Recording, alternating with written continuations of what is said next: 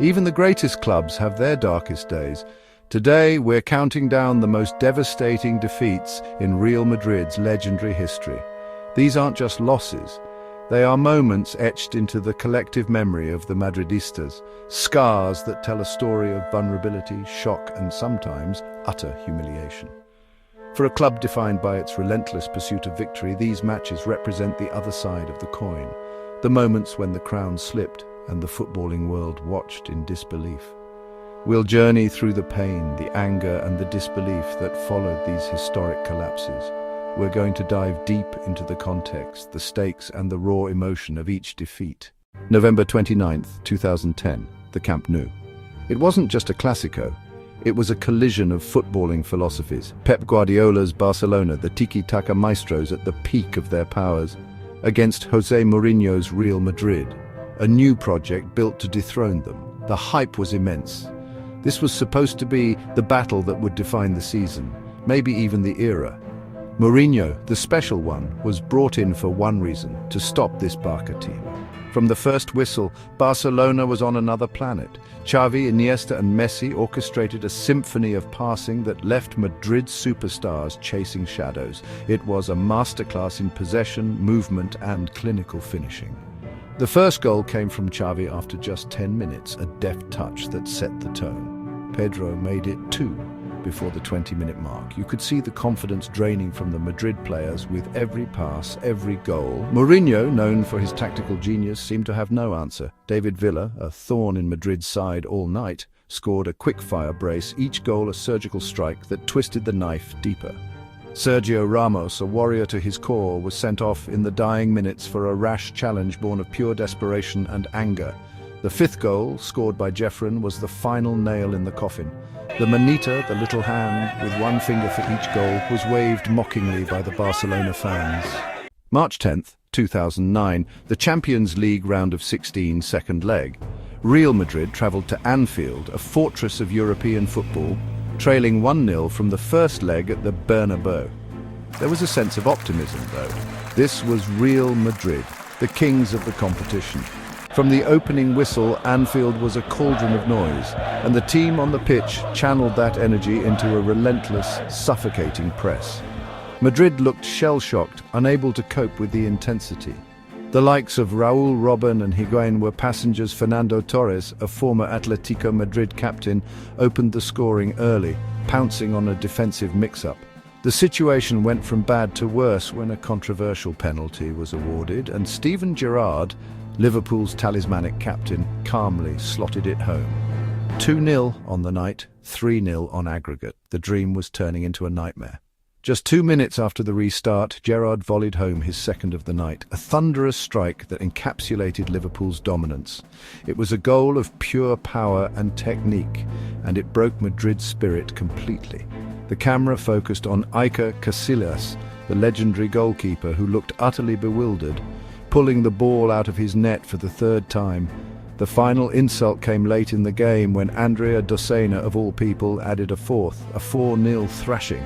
It was Madrid's worst ever defeat in the Champions League knockout stages at the time. The walk off the pitch was one of shame. The players couldn't look the travelling fans in the eye. March 5th, 2019. It was supposed to be a formality.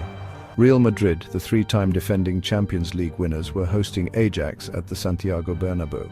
They held a 2-1 lead from the first leg in Amsterdam. The talk was not if they would go through, but who they would draw in the quarter-finals. Within 18 minutes, the serene confidence of the Bernabeu had been shattered. A young, fearless Ajax side, led by the brilliant Frenkie de Jong and Matthijs de Ligt, played with an arrogance and flair that was stunning to watch. Hakim Ziyech scored after 7 minutes. David Neres made it 2 just over 10 minutes later. The 2-1 aggregate lead had vanished, and Madrid was suddenly facing elimination on their own turf. The stadium fell into a stunned, horrified silence. This wasn't just a tactical breakdown, it was a psychological collapse. Madrid looked old, slow and bereft of ideas. The absence of Cristiano Ronaldo, who had departed the previous summer, felt more cavernous than ever. To make matters worse, Vinicius Jr. and Lucas Vazquez, 2 of their most energetic players, were forced off with injuries in the first half. Dusan Tadic, who had been unplayable all night, produced an incredible piece of skill. a roulette turn that left Casemiro for dead before setting up the third goal. The goal was initially reviewed by VAR for the ball potentially going out of play, a moment that stretched the agony for the Madrid fans. But it stood. Lasse Schön curled in a spectacular free kick from an impossible angle, looping over Thibaut Courtois to make it 4-1. That was the final devastating blow.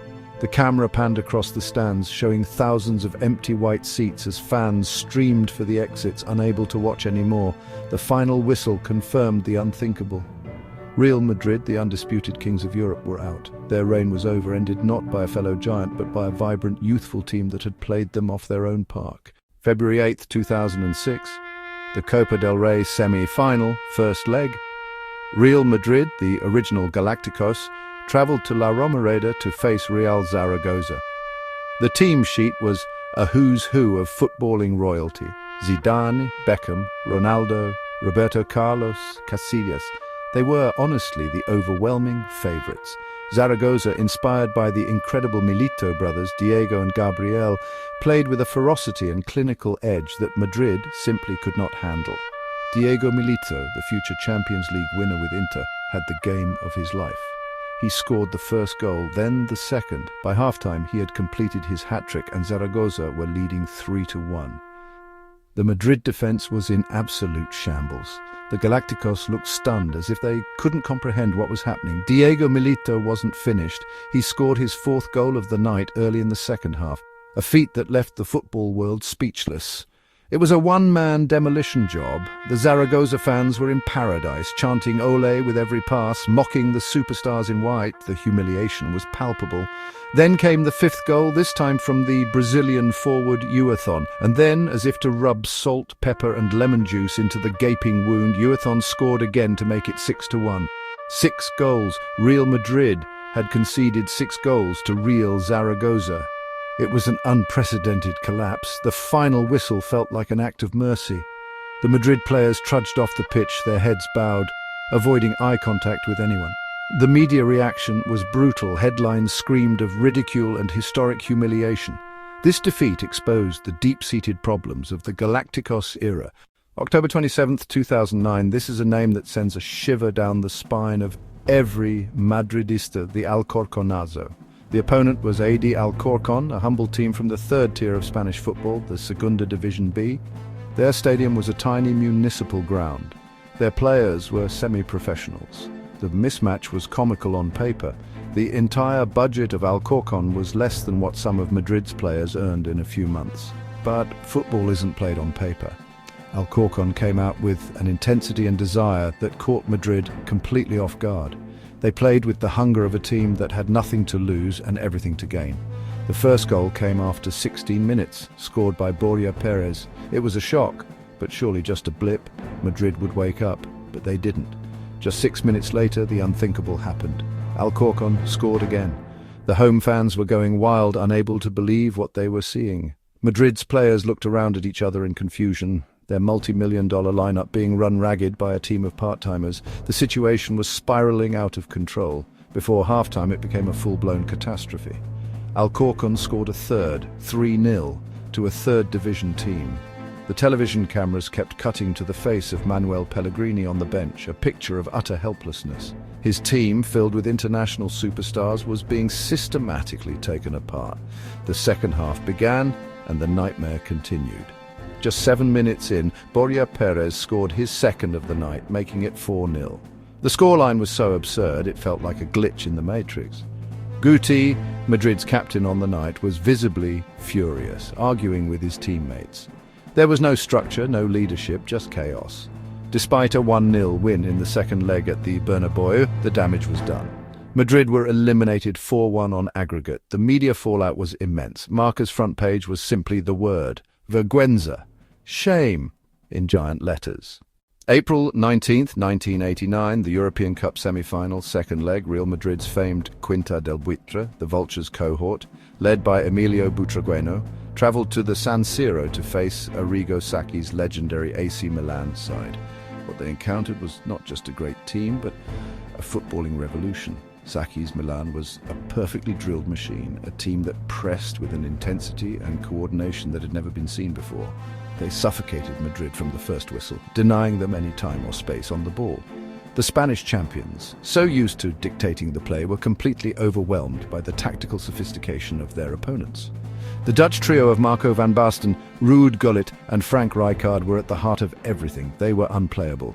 Carlo Ancelotti, the future Madrid manager, opened the scoring with a thunderbolt from distance. Rijkaard headed in the second. Gullit added a third before halftime. The San Siro was rocking, bearing witness to one of the most complete and dominant performances in the history of the competition. Madrid's stars were ghosts. Butragueño, Michel, Hugo Sanchez, they were rendered completely ineffective. They couldn't get out of their own half. The second half was a continuation of the first. Milan were relentless. Van Basten, a picture of elegance and lethality, headed in the fourth goal. Roberto Donadoni added a fifth latte on to complete the rout. 5-0. It was a scoreline that sent shockwaves across Europe. February 7th, 2015. A Madrid derby at the Vicente Calderón is always a fiery, passionate affair. But this one was different. Real Madrid, the reigning European champions under Carlo Ancelotti, were top of La Liga. Atletico Madrid, under Diego Simeone, were the defending league champions. A team forged in their manager's image, tough, organized and relentless. From the very first minute, Atletico played with an intensity that Madrid could not live with. The Calderón was a bear pit of noise and hostility, and Atleti fed off it. Thiago opened the scoring for Atletico with a shot that Iker Casillas, in one of his final seasons, probably should have saved. It was a soft goal to concede, and it set a terrible tone.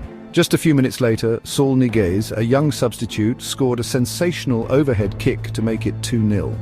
The stadium erupted. Madrid were being bullied and they had no response. The famed BBC front three were anonymous, isolated and unable to impact the game in any way. Ancelotti's team looked lost. There was no plan B. They couldn't play through Atletico's suffocating midfield press. Simeone, prowling his technical area like a caged tiger, had won the tactical battle completely. The second half brought no respite. In fact, it got worse. Antoine Griezmann, who tormented the Madrid defence all day, tapped in a third goal after a brilliant team move. Then, with just a few minutes left, Mario Mandzukic headed in a fourth to complete the demolition. 4-0. It was Real Madrid's worst defeat to their city rivals in over 60 years. The defeat was made worse by the fact that Cristiano Ronaldo hosted a lavish 30th birthday party just hours after the thrashing, leading to intense criticism from fans and media. Looking back at these matches is painful. The 5-0 from Barca, the 4-0 at Anfield, the collapse against Ajax, each one is a stark reminder of the brutal nature of football. These are the nights that test your loyalty as a fan, the moments that make you question everything. They are the historical footnotes of shame in a story overwhelmingly filled with glory. For the players, these defeats represent professional nightmares, moments of public failure on the world's biggest stages. The weight of that white shirt is never heavier than on nights like these, but these moments, as dark as they are also a crucial part of the Real Madrid story.